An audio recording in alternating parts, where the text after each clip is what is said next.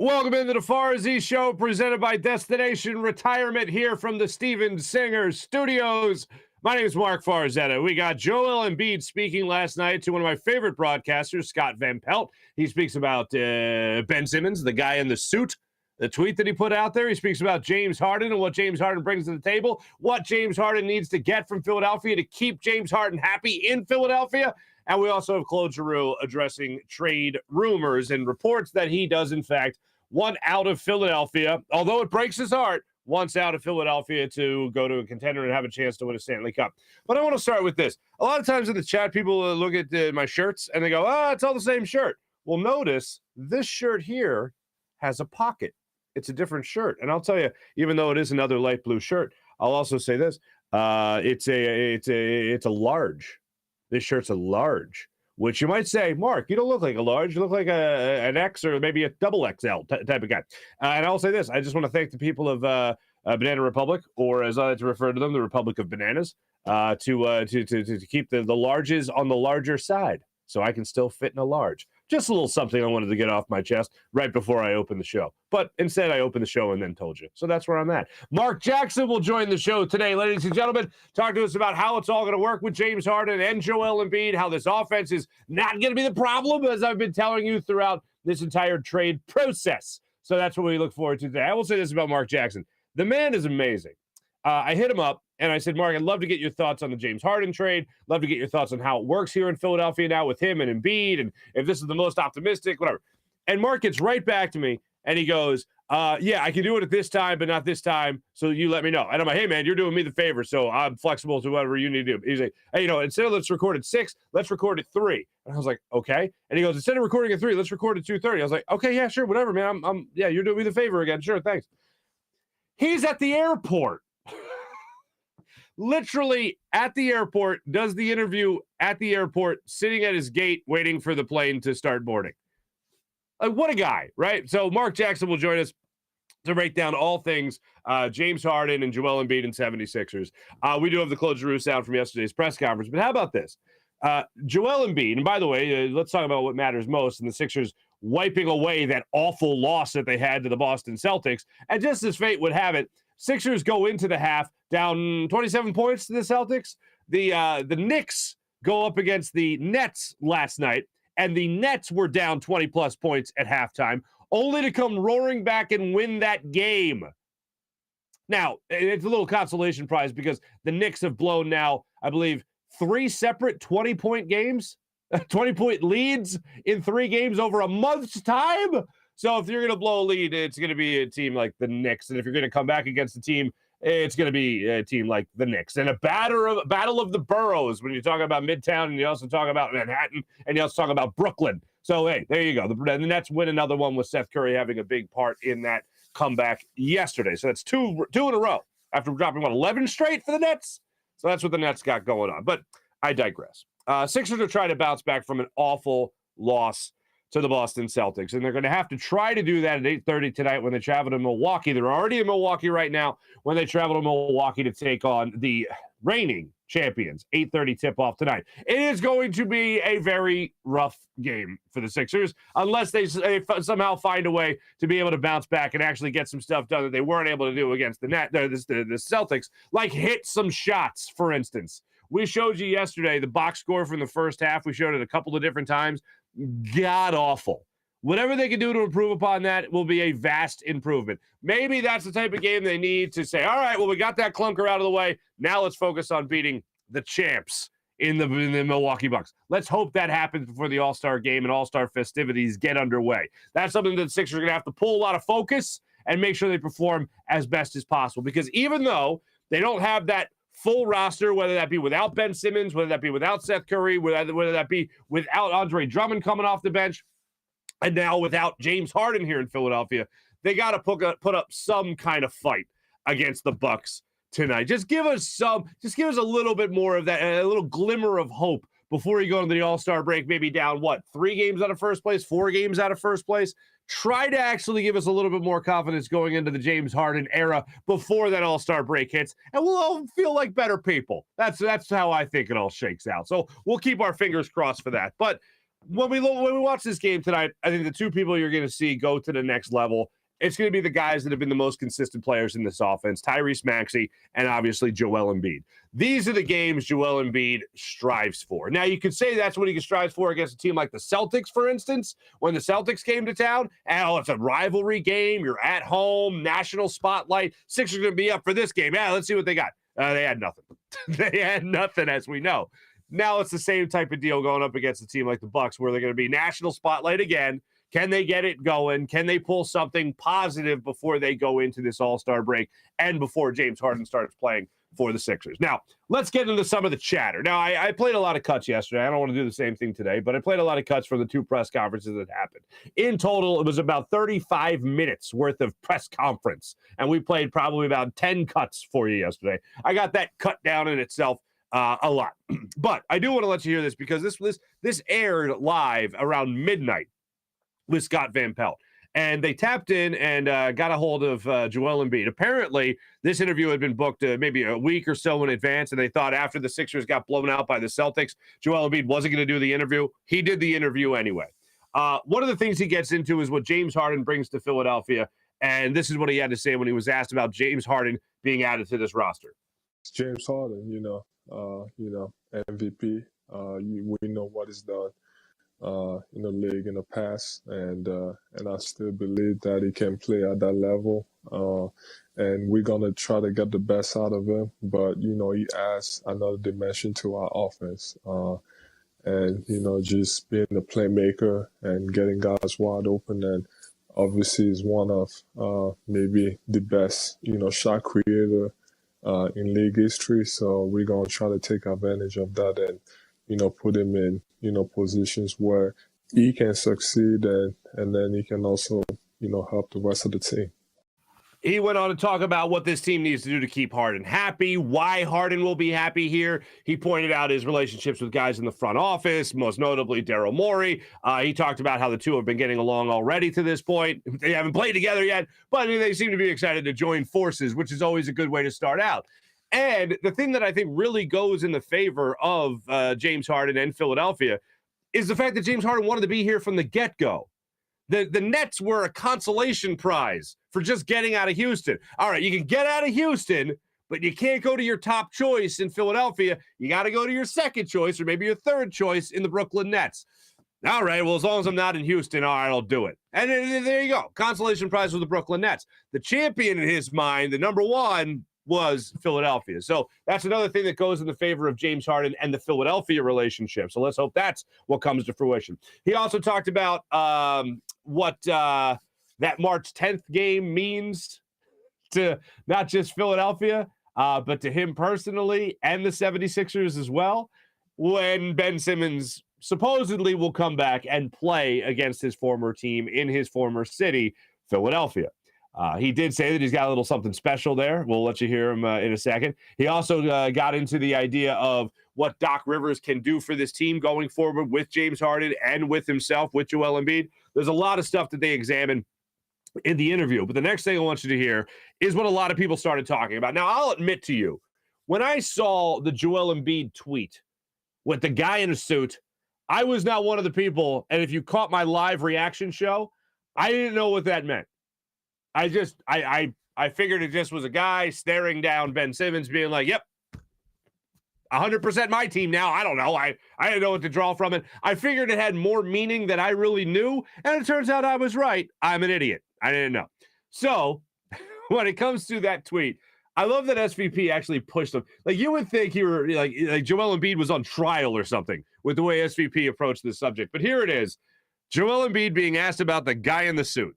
Joel, if there is an NBA Twitter Hall of Fame, the guy in the suit is going to be in it.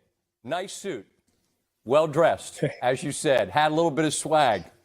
You're laughing. You know what it meant. I know what it meant. We all know what it meant. Are you content? I don't. You don't? Now, look, hold on now. Hold on. I mean, the explanation for the tweet was that I just saw, a nice man, in a nice suit, glasses on. I mean, he has I'm some a grown swag, man. and I just thought it was a great picture. Okay, I'm a grown man, and you're not going to sit here in Milwaukee in your nice room there and just lie to my face like this. We know we know what that's about, and that's okay.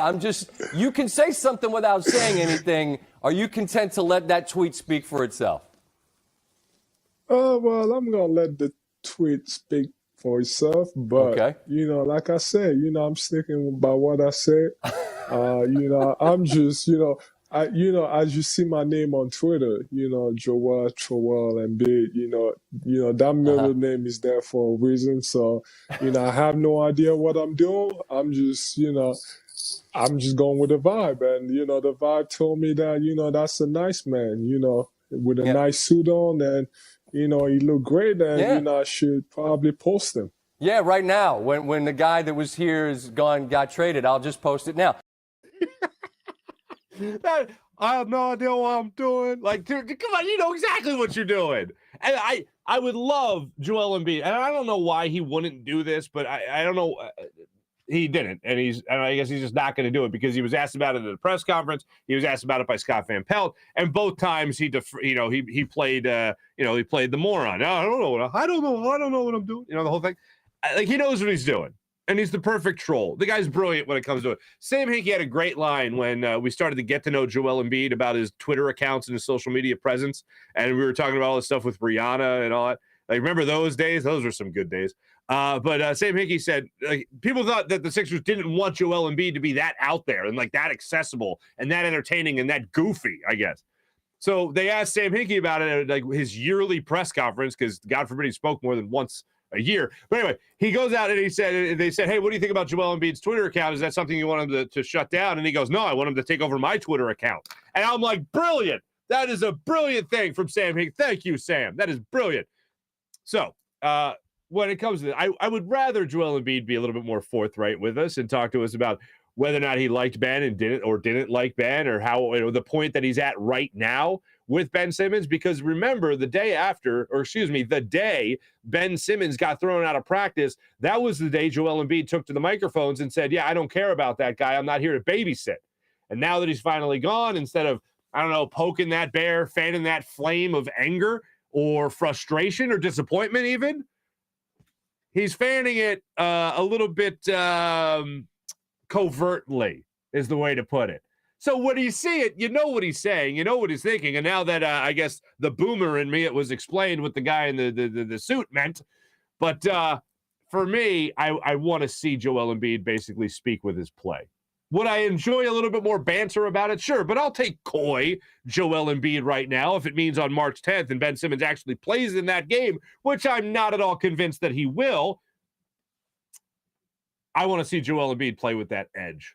I want to see him play extra motivated, and that's exactly what he got into. I'll break it down in a second, but here it is. Here is Joel Embiid when he was asked about what that March 10th date means to him, the Sixers, and the city of Philadelphia, as well as that Ben Simmons fella. Oh, man. Oh, it's going to be, it's not just about, that whole thing. It's also about the East trip with Brooklyn and, obviously us, getting James, and, Philadelphia fans, sure. That's going to be incredible, whether it's the Bulls or the cheers, and, it's going to be insane. And, obviously, we know what we got to do. It's a regular season game, but, we know there's going to be something extra to it. I'm definitely going to be ready. I'm sure my teammates are, but, it's going to be fun. I'm excited. Yep. It's going to be something extra to it. I know, I always feel like athletes are lying when they say this. Whenever they play against their former team or a team that maybe the last time they played them, it got a little chippy. Oh, was this game a little extra? It was circled on a calendar? No, it's just one game at a time, just another game, just got to win. Like, no. There's a little something extra on that game. And you can't even lie or be coy that there wouldn't be anything extra in this game. And I've talked about before, when Ben Simmons does get traded, and he did get traded, but even before that actually went down, we all know what was going to happen. He was going to come back to Philadelphia, and he was going to be that version of himself that we asked him to be every single night, which was not just a facilitator, not just a great defender, but also a scorer.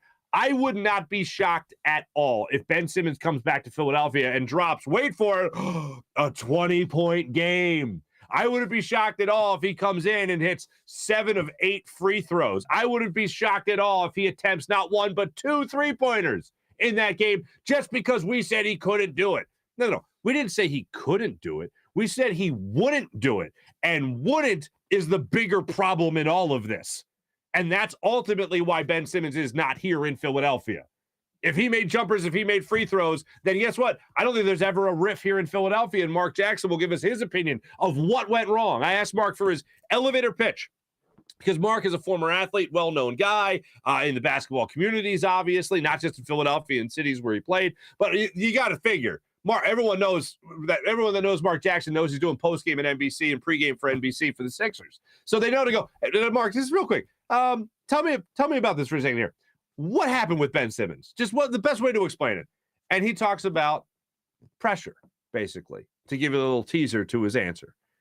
And I think a lot of that pressure was put on Ben by Ben, not by the crowd, not by his coach, not by his teammates, but by himself for not improving in the different categories he needed to improve upon in his own game. As I've said a million times, Joel Embiid came to the league pretty damn good.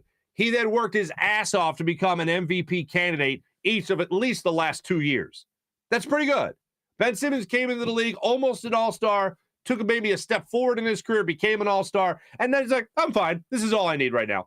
But I've talked also about Ben Simmons coming back and playing with that edge, as I was saying a second ago. I want Joel Embiid to have that same type of edge because two things. One, James Harden doesn't want to lose to his former team. We all know that. We all want the Sixers to take that step forward in terms of at least winning that trade in the first game against each other. Fine. But I also want Joel Embiid to play with that extra edge. As he said, he's going to have a little extra something for that game, simply because he knows that this was his team. Ben Simmons, obviously not being the one here anymore, knows this was Joel Embiid's team. I think Joel Embiid plays with even more of an edge than Ben Simmons does, because Joel Embiid will ultimately have a lot more to do with the Sixers winning or losing that game than Ben Simmons does with the Nets winning or losing that game, because it'll still come down to Kevin Durant or Kyrie Irving and that team and what they could do with their top 2 dogs in that lineup, as opposed to Ben Simmons being the third wheel. Let's put it that way.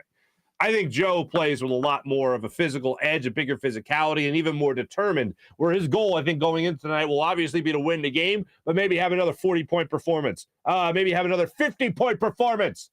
That's the game I'm looking at with Joel Embiid saying, I'm going to circle this for you. Not just Ben Simmons' return, but Joel Embiid saying, not welcome here. Don't let the door hit you in the ass. Not your city, not your court, not your team. Not going to get that win. I know we're going to be looking at Ben going, oh, look at how great he is. Joel Embiid is the guy that I need to see playing like nobody's business when he eventually takes on that Nets team, assuming Ben Simmons is actually going to play here in Philadelphia. So I look forward to that game, and I see you guys already coming in hot with the comments, and I'll be obviously getting to you guys in just a second with our chat check, so don't you worry. Something else I have to get into here is Claude Giroux. And I mentioned this the other day. I mentioned this without seeing, I think it was the night before. I think when I actually saw the story, it came out like 10 o'clock the night before. But Monday, I was on this very program, and I was talking to you guys about how I gut feeling Claude Giroux is not going to be a Philadelphia Flyer after the March 21st trade deadline. It ain't happening. He is not going to be a Flyer. It's over. 15 years here in Philadelphia. He was just a wee lad on the Stanley Cup run. And when they were trying to win the Stanley Cup, lost in the finals to the Chicago Blackhawks on a goal that never went in, as far as I'm concerned. Patrick Kane, you bastard. Anyway, but he's been here a long, long time. And he's risen up the ranks, not just a captain, but top 10 in various categories, second all-time in games played, he's top 10 in goals, second all-time in assists. He's put together an incredible career, and he's played. Like, he's played almost 1,000 games. And I know that's a number that he wants to get to, and he can get to before the trade deadline. So that's another reason why I don't think he gets traded before that, far before that, but shortly before that. Deadline day, even, maybe. So when it comes to Claude Giroux, I really respect what he's done here in Philadelphia for himself, and I really regret the fact that the organization, the Philadelphia Flyers, went through several rebuilding modes, especially with Ron Hextall, with Chuck Fletcher, in the time that he was here in Philadelphia. And could Claude have played better? Absolutely, he could have played better. But he was never the problem. The problem was never adding more talent around him. The problem was changing things over and over and over again under his captaincy. And he doesn't hide from this. And this is probably what I respect most about the guy, is that he doesn't hide from the fact that they weren't successful under his captaincy in Philadelphia. Even the day he became the longest tenured captain, even more so than Bobby Clark, they asked him about, well, what does that mean to you? And he goes, well, it's great to be here in this organization and first class and all that stuff, but it's no secret we haven't had a lot of success under my captaincy. And I'm like, damn, he's throwing himself under the bus a little bit there. But he's being honest because he knows that's ultimately what Philadelphia wants. He doesn't. What is he going to do? Oh, it's great. I'm so great. This team's great under me. Oh, no, he's not going to do that. He takes responsibility. One of the things we always ask of our athletes is accountability. Claude Giroux is a guy that takes accountability for himself, and that's something I always respect about him. And, he happens to be a hell of a hockey player as well. This was Claude Giroux yesterday when he was asked during his press conference about what's going to happen in the not-too-distant future and whether or not he's talked to Chuck Fletcher about any trade deals that are out there. But I haven't had a chance to talk to Chuck. Obviously, we have a lot of things to talk about. What's best for the Flyers organization, what's best for me, and we'll just go from there. What's best for the organization is that they trade Claude Giroux. What's best for Claude Giroux is that they trade Claude Giroux. Those are the two best. The Flyers don't have a lot to offer anybody here. They also don't have an amazing amount of draft capital or anything like that. So, yeah, you move Claude Giroux, you're going to get some good stuff in return. Not great stuff. You're not going to change your franchise or anything like that. But you know what you're going to get? More than what you had. That's what you're going to get. This isn't turning around. This season is not turning around any magically. Like, for instance, the Flyers right now are tied for 5th worst point total in the NHL, 39. The New Jersey Devils are tied with them at 39 points, 5th fewest points in the NHL. They have the 3rd worst goal differential in the NHL, getting blown away by minus 45. Only 2 other teams have it far worse than them. Minus 45. Oh, my God. This isn't turning around anytime soon. What's best for both parties in the final year of a contract from Claude Giroux? He gets traded. That's the best possible thing. He can still go to a contender. The rumor that's out there right now is that he wants to go to the Colorado Avalanche. Not a bad choice. Best team in the NHL this year. So, yeah, not a bad choice. I can't imagine what it's like. And when I was on with the Nasty Knuckle guys, I was on their podcast a couple of weeks ago. Like, I can't imagine what it's like to go from captain of the Flyers or captain of any team, be in that organization for 15 years, and then it's like, okay, you're going to be this role player for us over here. Like, that, I just can't imagine what that must be like for a guy that's that entrenched as a captain and leader and best player on the team. I can't imagine what that's like to be like, all right, now go over this way and just kind of be kind of good. And that's what we'll use for it. Maybe he'll be even better with better talent around him. And sometimes that's how it works. Maybe he'll be even more assists being able to set up other players around him. That's what I look forward to seeing, and I hope the best happens for both parties. One, that Claude goes to a contender and wins, and that the Flyers get a decent return on that trade, and they could build to the future. I will also say this, though. When we're talking about the Flyers' future, here's what's interesting to me. And I was speculating at this a while back, and since then, it's taken some steps. I think Danny Briere, and this is what I said a couple of weeks ago, Danny Briere is the next GM of the Flyers. Well, he got promoted to assistant general manager with the Flyers. I don't know how much longer Chuck Fletcher is going to be the general manager of the Philadelphia Flyers. It seems like Danny Briere has risen through the ranks pretty quick here. I think that Chuck Fletcher maybe has this upcoming draft and this upcoming season, not this season, not just the rest of this season, but next season, to try to turn things around and give some hope to the rest of the franchise organization and see what this Flyers team can build in the next year and a half, really, before they make a decision on what they're going to do with Chuck Fletcher's future. But Chuck Fletcher's future it's numbered. His days are numbered as the Flyers general manager. I think he at least has rest of this year and then most of next year. I'll put it that way. And if nothing builds, if nothing looks better, I think Danny Briere is going to be your next GM, folks. So I think we can just get ready for that. And you know what? I'm for it. Spent a lot of time in the game, as we all know, was here in Philadelphia, would turn it on in the playoffs. We all know the story of Danny Briere, the player. But in terms of Danny Briere, the executive, he's hung around that front office for the last couple of years here.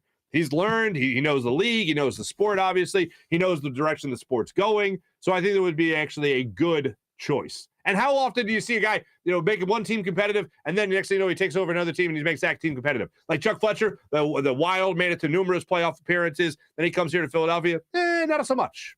Not so much. And he did make it to the second round of the playoffs, so that was good in the bubble, albeit. Before we get to our guest today, let me tell you about the great people at Destination Retirement, specifically my man Mike Seibert, RICP, a financial advisor for Eagles fans only, people. Eagles fans only. You heard me right. His firm, Destination Retirement LLC, destinationretirement.com, is a full-service planning firm and an affiliate of 1847 Financial. Let him create a written financial plan for your accumulation years as well as your distribution years. With pensions few and far between, you're on your own when it comes to retirement with only a 401k or an IRA. So let Mike help you turn your assets into an efficient income stream that you can't outlive. Mike Seibert is here to help you plan and put a plan in place for retirement. And if you're already in retirement, let Mike turn your assets into something incredible, something that will alleviate people's biggest fear, running out of money. Come on, Eagles fans, with stock market volatility and taxes probably going up, you need someone as your financial head coach with the experience to tackle these obstacles. With over 30 years in the financial game, Mike Seibert is a seasoned veteran who's committed to helping Eagles fans get to and through retirement. You can reach Mike at 484-275-6035. That's 484-275-6035. Or visit destinationretirement.com. Click on Find Out at the top of the page and fill out the questionnaire to see how prepared you are for retirement. Mike will get back to you himself and let you know how he can help. And as always, go Birds. How about Steven Singer Jewelers? Makes it so easy to buy diamonds. Makes it so easy, so incredibly easy to get engaged. A lot of guys don't want to have an excuse. I can't afford a ring. I don't know anything about diamonds. Where do I go? Well, you go to Steven Singer. He tells you all you need to know about diamonds, and you get everything at the perfect price. So then when you walk in there, you don't feel like you have to negotiate and haggle to try to win something. No, you just relax. You look at all the beautiful inventory, and a real jewelry expert will walk you through the entire process at the other corner of 8th and Walnut. You can peruse their inventory at IHateStevenSinger.com. That's IHateStevenSinger.com. One place, one price, the perfect price every single day. I hope you got your 24-karat gold dip rose for just under $60 at Steven Singer Jewelers for Valentine's Day. If you didn't, if you got to make up maybe for a bad present you got it Valentine's Day, run to Steven Singer. You'll dazzle her with the beauty that Steven Singer offers with his amazing diamonds at the perfect price every single day. Fast and free shipping always at IHateStevenSingerJewelers.com. That's IHateStevenSinger.com. IHateStevenSinger.com. One place, one price, the perfect price every single day. Without further ado, ladies and gentlemen, let's jump on the Rothman Orthopaedics guest line and get all the takes from our good friend Marc Jackson of NBC Sports Philadelphia.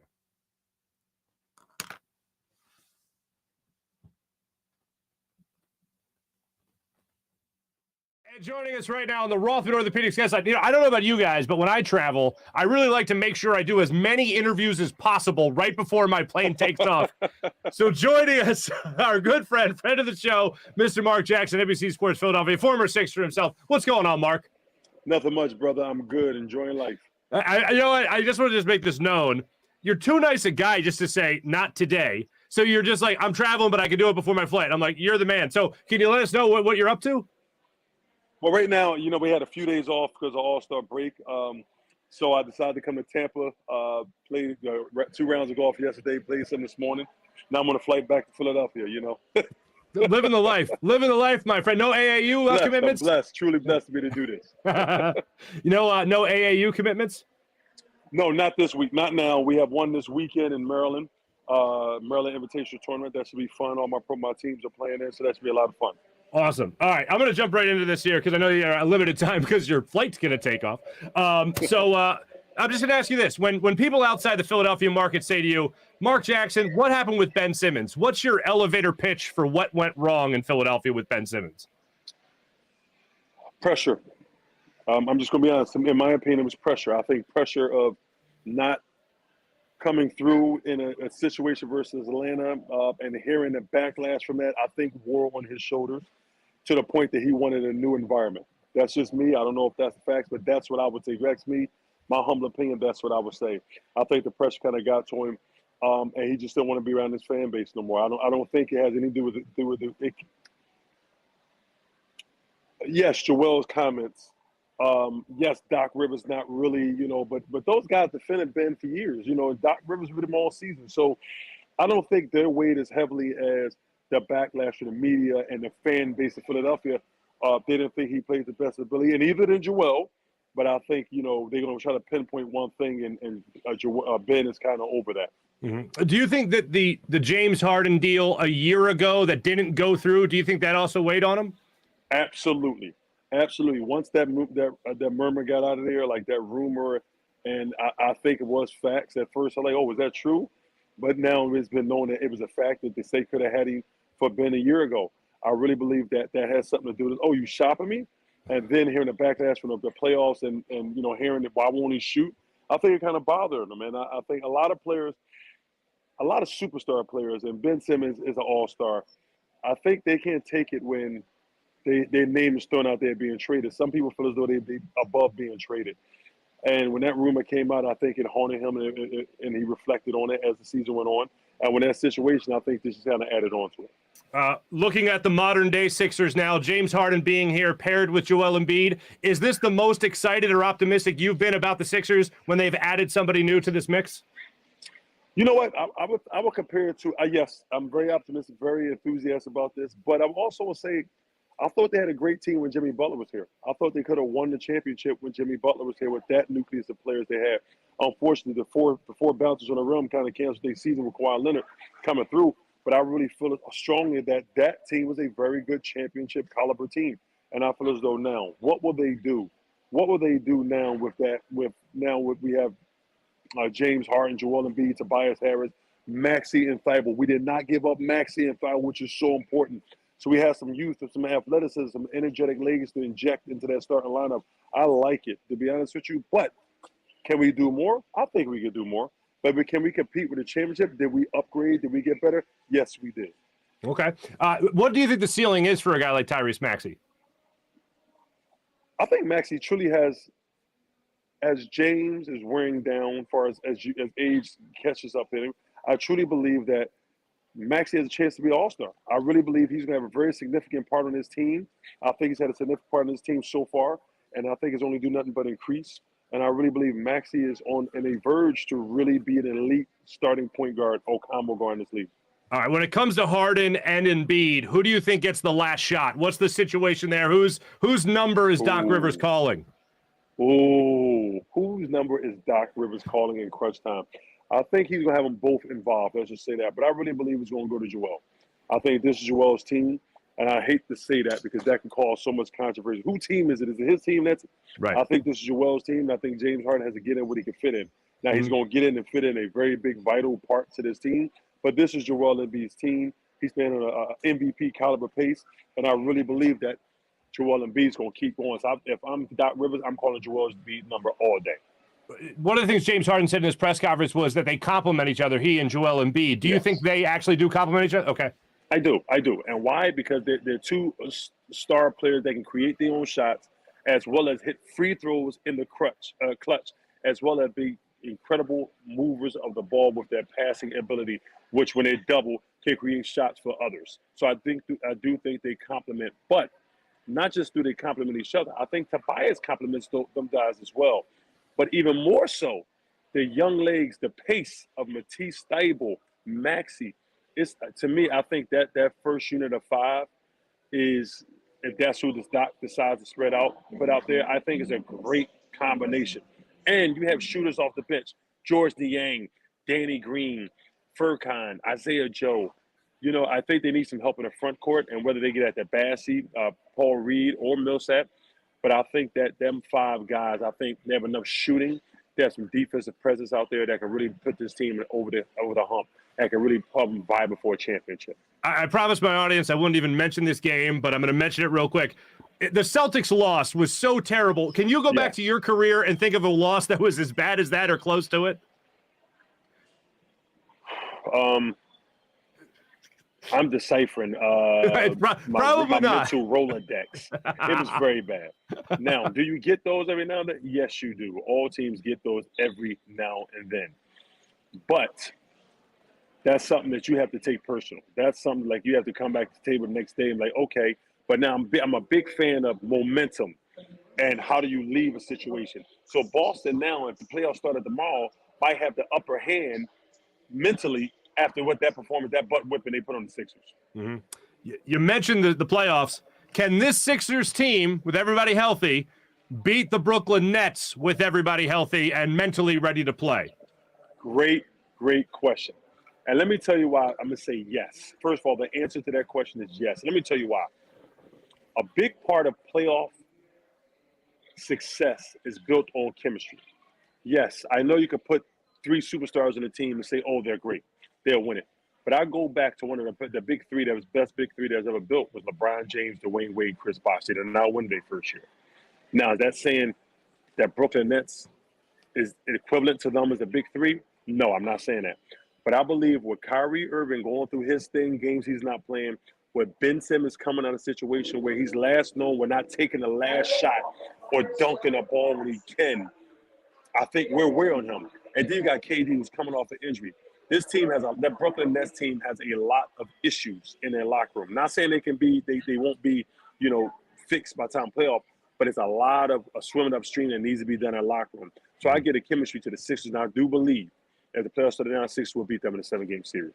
Love it. Absolutely love it. All right, now before I let you go, can we play a little game with you? Fast five, a couple of random questions for you. I promise they're fun. All right, my man, here we go. Right out of the gate, best job you ever had before the big job, playing in the NBA in your case. Best job you had before the job. Oh, I worked at a bakery called Marciano's Bakery up in Manayunk. Worked for a guy named Frank Marciano. Has the best tomato pie in all of Philadelphia. Facts, the best tomato pie. But the reason why I was the best because it's my family. They're my family, and they've been my family ever since. And we're tighter than weeds in the forest. Beautiful. All right, number 2. In a pinch, you have to hit a fast food joint. Which one are you going to? McDonald's, Wendy's, which one? Taco Bell, where are you going? Woo! I got to go Chick-fil-A. Ooh, yeah. And the reason I'm going Chick-fil-A, remember, I'm a pescatarian. I don't eat no chicken. I'm just going for the wedge fries. I'm going Chick-fil-A all day. That's right. All right. Now, I know you're happily married. Your wife's amazing. In your dating days, first date with a young lady, what was the number one deal breaker? She does this, no way. What's the deal there? Number one deal breaker. She doesn't say thank you. She doesn't do the reach for the bill to act like she's going to pay. No, the bill thing I'm not worried about, but not showing appreciation, even for little stuff. I'm big with showing appreciation. That's a deal breaker for me to this day. Look, listen, my children will tell you, listen, if they don't show appreciation on every single thing at a dinner table, I'm going to throw a bread bowl at their head. This is fact. You know what? I can testify to that because I've met your sons, and every single one of them looked me in the eye and shook my hand like young men, and that's a proud papa moment. Favorite city to travel to? I'm in Tampa now. I would say Tampa, but my favorite place to travel to is Barcelona, Spain. Always been, always will be. You're such a cultured man. You're such a cultured man. That's why I like you so much. And last one, you're in traffic. What makes Marc Jackson beep his horn? If traffic moves on and you on your phone looking down and not paying attention, I'm not gonna be like the woman in the movie Unhinged. I'm not gonna be like that. That gets you hurt. But I will get some kind of courtesy taps.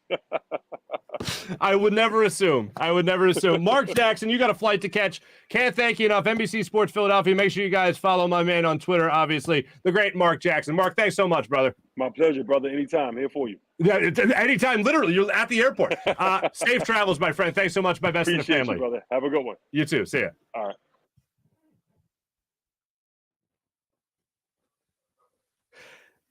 My thanks to our good friend, Marc Jackson, fellow Temple, fellow Mark with a C, Marc Jackson, for joining us on the Rothman Orthopaedics guest line. The appreciation thing, like I'll say this, first date deal breakers for me in my dating days, happily married man now myself, was just the rude to a waiter, basically bad manners. I try to be overly considerate, maybe to the point of obnoxious when I'm out and about, especially to a wait staff, because I know, and you know, that there's one person there at least every single night that's just this is cold or whatever. They're just, can I get another Fark? Oh my God. So I try to be overly kind and generous, I might add, when it comes to wait staff. But if somebody is along the lines of just flat out rude to a waiter, I'm like, it's been real. Like, we'll have dinner. See you later. Like, my treat, but that'll be all. Thank you for your time.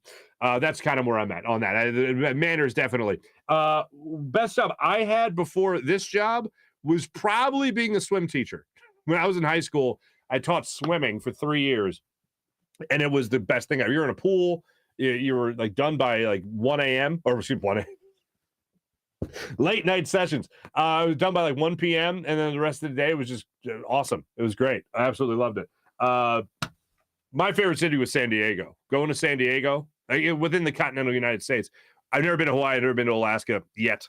But San Diego, man, when I'd be out there for games, I highly recommend every Philadelphian goes to. Anyone from the East Coast, especially like Boston, New York, Philadelphia, Baltimore, DC, needs to experience San Diego, because it's not like our cities are ridiculously dirty, but compared to San Diego, they are. Like, we don't do a good enough job cleaning up. Like, we don't. Like, in this portion of the United States, New York, Philly, Boston, Boston's actually okay at it. But like they clean the Charles River. That'd be like us cleaning up the Schuylkill. Anyway, but when it comes to San Diego, I forget what it is, but it's some wild amount of their taxes, their percentage goes to just cleaning the city. So you walk around, you feel like it's almost a museum, like you're almost afraid to touch something. Unless you're in Gaslamp, then it's a whole new set of rules. But San Diego is an awesome city for those that don't go out there or haven't been out there yet.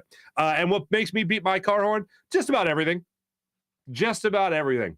But the phone is the perfect thing. When you see the person in front of you at the light and they got their head down and you're watching them, and if you're in a hurry and they got their head down and you know it, I usually give a downbeat, and if I don't see movement from the car, like I'm right there, right out, like you better keep moving here. Because here's the thing, especially there's this one intersection by my house that everyone just turns dumb on. They don't know where the hell they're going, and everyone that's local needs to be on top of the people that are clearly not local and don't know how to navigate this intersection.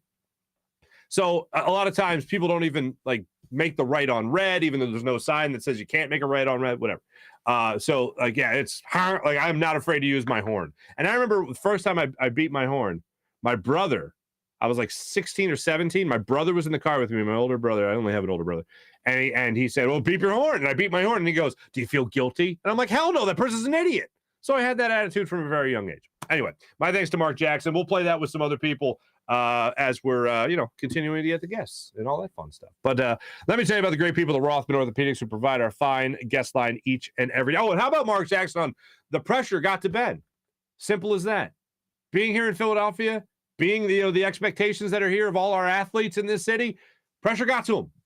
Pressure, I think, led to a lot of other things with Ben Simmons. But hey, remember the old you? The ones that didn't have to put up with a fickle knee, a finicky hip, or a shoulder that no longer does what a shoulder should do? Well, the Rothman approach to orthopedics is here to get you back to being you, back to running, walking, working, and playing, back to living your life the way you want. With same-day appointments available, you can start today at RothmanOrtho.com. That's RothmanOrtho.com. Rothman Orthopaedics, the official orthopedic partner of your Phillies, Eagles, and Sixers. That's RothmanOrtho.com. How about the people of WinView? Here's what I got for WinView. I was crunching some numbers here because Joel Embiid's prop is a good one, obviously, but just to give you another one. Now they play the what the hell's their name? The Bucks tonight, right? Sixers are a plus 6.5 underdog. That's what they are tonight against the Bucks. Joel Embiid's over/under on points is 31.5. I'm taking the over on that tonight. Maxey 16.5 points. That was going off, I believe, at a plus 100. So I like that bet. I bet that one. Embiid assists is another great prop. For a prop of the day, officially today from the great people of WinView, I'm giving you 4.5 right now. Joel Embiid assists. I'm going to say over that tonight. I think that was going off at minus 105. And you can get involved in some of these great bets and make some great predictions with the great app of WinView. Download the WinView app right now and end the debate once and for all amongst your friends. Who knows more about sports and who is the biggest sports fan? If you have that friends and family member who thinks they know everything about sports, see if they can walk the walk as well as they talk the talk. So annoying. When you're tracking the games, make sure you do it with WinView. It's not a sports book. It's not daily fantasy. It's a social gaming app where fans can take on other fans and win real money prizes for making predictions on the games that you love so much. So download the WinView app right now to your phone and have yourself a good time. How about the people at PHL Sports Nation, Philadelphia Sports Nation, enhancing your Philadelphia sports fan experience across all social media and blogs. That's PHLSportsNation.com. Now it's time for everyone's favorite part of the show, the chat check, ladies and gentlemen. Let's see what the good people of Philadelphia have going on today and around the world. We do, by the way, I don't know if I told you this. Somebody reached out to me from Australia saying, hey, I'm listening to Australia, Philadelphia, and this is great. They love having the show. Well, thank you very much. Somebody else reached out from Greece. They're Philadelphian, living in Greece. They're having themselves a hell of a time. Thanks for watching the show. Much appreciated. Because we global, baby. We global. Kevin, good morning. Ronald, good morning. Mally, hello. Vince, good. What's going on? Kevin, Dante. What's up, Dante? John Cheeseborough, what's going on? April, good morning. Nice to have all you guys with me. I firmly believe Ben Simmons, he'll find any way not to play in the March 10th game. John Cheeseborough, and I think Dan Schwartz, you also said that later in the chat. I think you're both right. If you're Ben Simmons and you're talking about your mental health and you're talking about how you got to get your mind right, I don't think playing against the city that you wanted to leave so badly gets your mind right. And for the life of me, I'll never understand, because I don't think it's possible to understand how Ben Simmons equated whatever was going on in his personal life, as he said in his press conference, to the Sixers. It had nothing to do with the Sixers, had nothing to do with what coaches said or teammates. It had to do with his own mental status. Okay. So then why couldn't you play in Philadelphia? Oh, well, it kind of did have to do with what? Whatever. Anyway, I would say, I don't know if you can bet on that. I haven't seen it, but I want to know if you can even bet on Ben playing on March 10th or not. Can you make predictions on players not playing? Because I know, let me just say this. If I've been telling people that I got a mental health thing and it's due to where I was playing and I felt like I had to leave that place, I'm not going back to that place so soon after I finally was traded away from it. Like, I'm not doing it. I'd be shocked if he played. But however, mental health status aside, Ben Simmons basically said it couldn't happen here in Philadelphia. All right, so he quit on Philadelphia. Still boo the hell out of this man. Not that you need to hear that from me. Not that you need me to tell you that. But still, what I said before Ben Simmons addressed the media still applies. As much as I love Matt Cord, he's a friend of mine. I love him to pieces. But I don't want to even have to, I don't want to hear him announce the Sixers that night. I want the boos to be so overwhelmingly intense. I want the venomous boos to rain down upon Ben Simmons that we can't hear whoever's introduced next on the Nets, and we can't hear who's introduced for the 76ers. Like, I don't even want the Sixers to be cheered for one game simply because I want the fans of Philadelphia still booing Ben Simmons. That still applies, because even when, according to Ben, just couldn't happen here in Philly. Couldn't happen here in Philly. Didn't talk to Joel. Apparently didn't talk to Daryl Morey. Yeah, he got offended and whatever. So you can still boo the man and feel fine. I'll boo him with a clear conscience. That's what I'll do. So John, there you go. Dan, good morning. Mally, JC was just thinking the same thing. Will Ben even be ready for that game or the game after? Probably the game after. Nobody in the press are even bothered to press the former Sixer. I like that we're not naming him. The former Sixer about what he was dealing with and what he had previously said. So here's the thing. You're right, John. I had that same thought, and we talked about that on that show yesterday, that it was just odd. Like, I thought the New York media actually did a decent job overall with the press conference. The one question I wanted answered was, why didn't you want Doc Rivers to meet up with you as reported? And why didn't you want your former teammates to come out to LA to visit you? Because apparently you needed some help. Why refuse people that are trying to reach out? Seems odd. I would have loved the answer to that question. I did not expect anyone to say, oh, mental health issues? What, depression? Anxiety? What's your problem? Like, I didn't expect that from the New York media. Maybe along the lines of, what can you tell us about it? But anytime he was asked about mental health status, he was very I'll say it, not coy, but he was very shy about it. Like, they didn't offer a lot of details about it. The most he offered about it was that he had some dark days. And that's what he was asked about, people saying that we don't believe you. And he said, well, just be glad I'm smiling now because there are a lot of weekdays, or a lot of dark days. That was about as much info as he got. The only other thing, too, was that it wasn't just something that happened last year during the Hawks series. It was something that happened even before that series and then before the season. He said it's something that even happened before the season. So that's what got me thinking, as I told to our friend Mark Jackson there, it's got to be about, the James Harden trade, something that started like that. But that's not a personal issue. That's not something going on in his personal life. That's something happening in his professional life. And yes, I understand one does affect the other, but during the press conference, don't say that it doesn't affect the other. No, it didn't have to do with that. It had to do with something in my personal life. Okay. Good luck to you. Still, joining the two makes it a professional thing. But what do I know? Dan, good to have Joel give me a good laugh this boring morning. I truly feel like a pile of Simmons. And that's no exaggeration. Sorry to hear that, Dan. B. Costello. Dan, what can I do for you? Okay, I don't want to hear that you're gloomy today. It's supposed to be beautiful. There's supposed to be like 66 degrees today. By the way, you know what I did with the nice weather? We had the nice weather over the last couple of days. We had some not so good weather yesterday, I think it was, or 2 days ago. You know what I did? You guys know how I like working with my hands? I built I told you I built a bench for outside my house for like my daughter and my son when they're a little older. They could sit on, and we could step time in Philadelphia. With me and my neighbors, we love just sitting on the stoop, on the step, right? And people walk by and we'd have conversations. That's what I love about the city. Like, just talk to anybody. And that as long as you're on the stoop, if I'm walking too, you say nothing. These are the rules. I didn't make them. But if I'm on my stoop and my neighbor's on the stoop and you walk by, how you doing? That's the only time. If I'm in Center City and I'm walking down the street, we don't say hi. There's no eye contact. There's no conversation. There's maybe the elevator face of, that thing. But that's it. But if you're on a stoop and you're in the neighborhood, everyone's friendly. That's how it works. Again, these are the rules. I didn't make them. Little cigar, But anyway, I made a shoe rack. I don't have a picture of it. I'll show a picture tomorrow maybe. But I made a shoe rack for our entryway. Real nice. Pine with a nice stain on it. It looks beautiful. Not for nothing.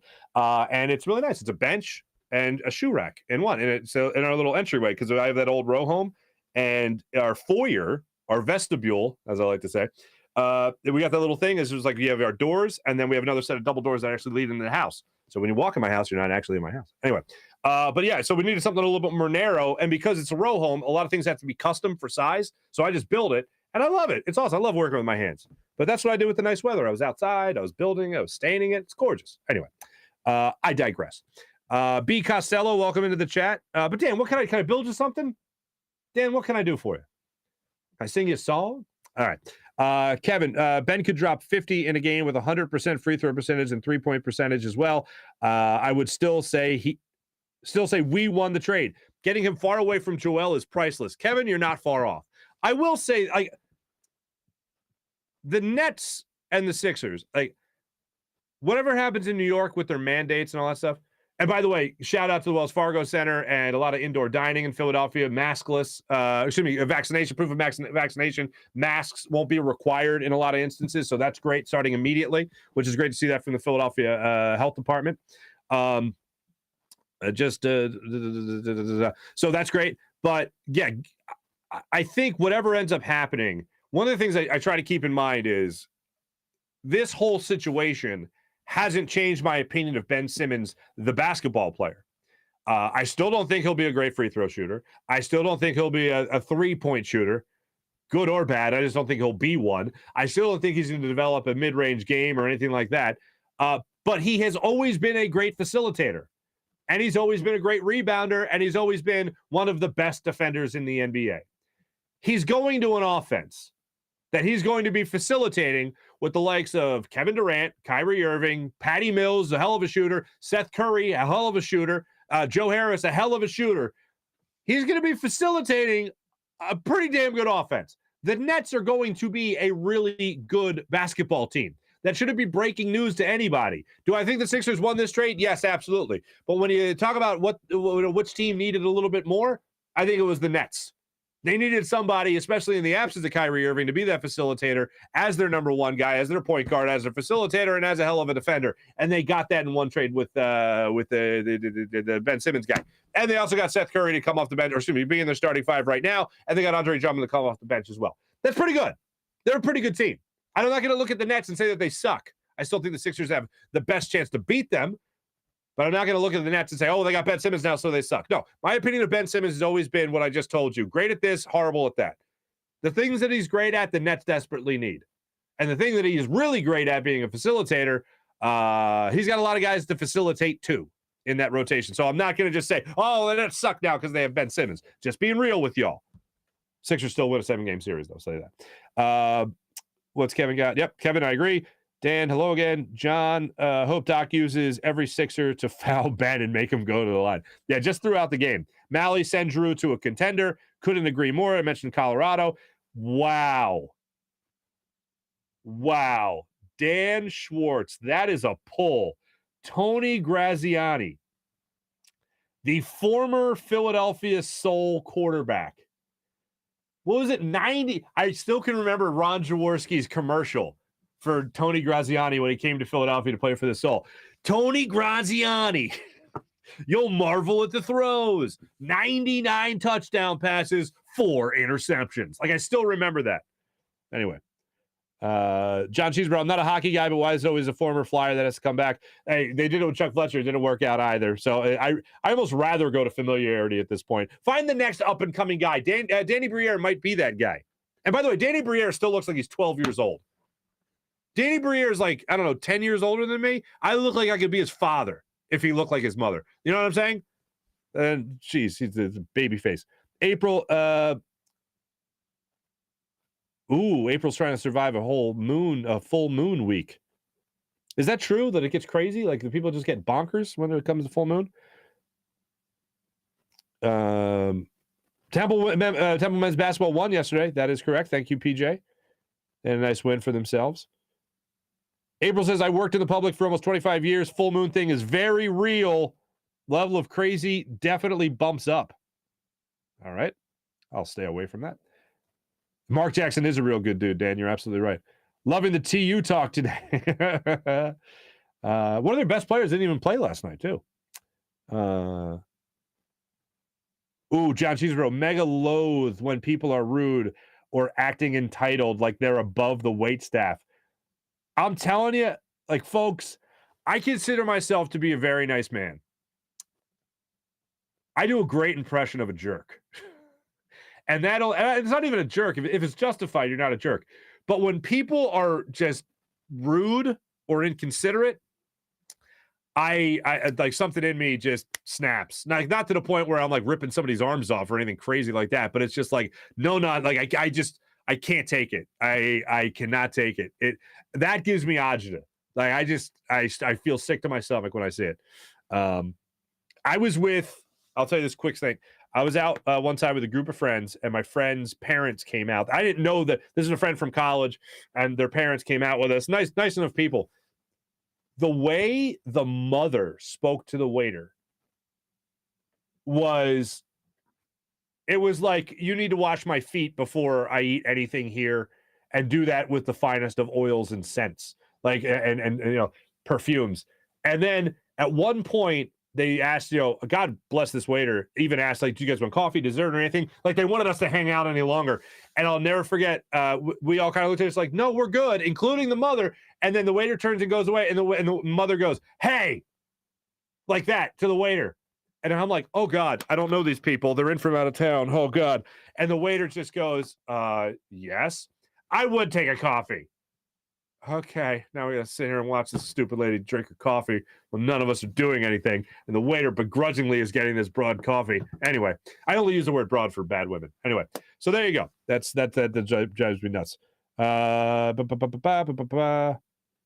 Dan's getting hungry now. After Final Destination, I will find any way I can to not drive behind trucks carrying those loads. Okay. Heard Mr. Bojangles. Mr. Bojangles is good. I've had a lot of the fast food across the world. It is pretty damn good.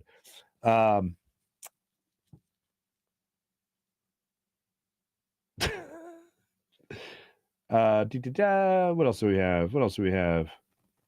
A lot of people talking about pet peeves. Farzy, I think Dan wants an extended Farzy show, or else we will come back with more mild inconveniences for you.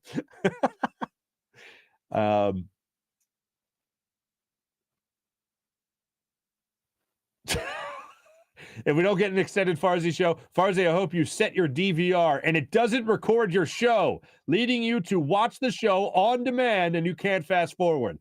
That is a horrible thing. Here's the thing. Even when I do DVR shows and I DVR like something on like normal television, like let's say I was out, I didn't get a chance to watch the game live, and I'll go back and I'll watch the game, when I DVR it. I don't know what it is. It's probably the fact that I'm the what did my man Arnie tell me on social media? I'm not a millennial. I'm like a pre-millennial. What was the terminology here? I forget. But anyway, maybe it's because I'm not advanced. Like I don't consider myself a millennial because I didn't always have a cell phone. Like I think that's like a number one requirement of being I was like 17, I think, when I got my first cell phone. The Nokia played Snake all the time. It was amazing. What technology. But I remember that, and like I don't remember. I remember life before a cell phone, but the DVR thing, even if I DVR it, I watch the commercials, and it takes me at least a commercial and a half before I realize, idiot, it's DVR. You can fast forward every single time. And then it's like, well, I only have 90 seconds left anyway, so what's the point? I'm going to miss the beginning of the next play, so why am I going to do it anyway? Because I'm an idiot. That's why. That's why I repeated kindergarten. Need an extended Farzy show. Dan, thank you. Ray, Harris has to show up in the playoffs for them to win. No doubt about it. That's why one of the best things, Ray, and you're absolutely right, one of the best things that came out of that James Harden press conference was that Tobias Harris could be a 20-point guy a night. James Harden, if you're running the offense, I love to see it because I think Joel Embiid's getting 30. I think James Harden's getting 25. And I think that Tobias Harris, if according to James Harden, if Tobias Harris can be a 20-point guy and you got a 30, 25, and 20, oh, hell yeah. Let's make that happen as soon as humanly possible.